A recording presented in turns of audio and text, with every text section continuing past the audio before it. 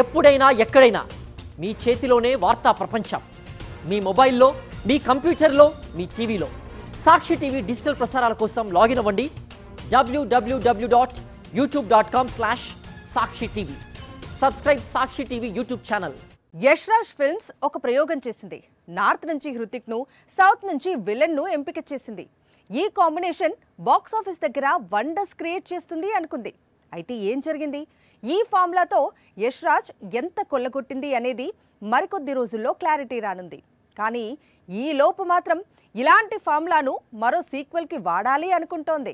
ధూమ్ 4 కోసం చాలా కాలంగా వెయిట్ చేస్తున్నారు ఫ్యాన్స్. ఇటీవలే ధూమ్ 4 లోడింగ్ అంటూ యష్ రాజ్ హింట్ ఇచ్చిన సంగతి తెలిసిందే.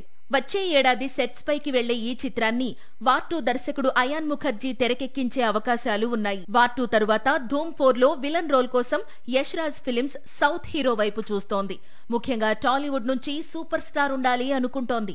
ఇందుకోసం మరోసారి టైగర్ డేట్స్ అడుగుతోందట. లేదు ఎన్టీఆర్ దగ్గర డేట్స్ లేకపోతే మాత్రం టాలీవుడ్ పాన్ ఇండియా స్టార్స్ అయిన ప్రభాస్ లేదా రామ్ చరణ్ తో నటింపజేసేందుకు ప్రయత్నిస్తుందట. నిజానికి బాహుబలి 2 రిలీజ్ తర్వాతే ధూమ్ 4 లో విలన్ గా రెబెల్ స్టార్ నటిస్తాడని ప్రచారం సాగింది.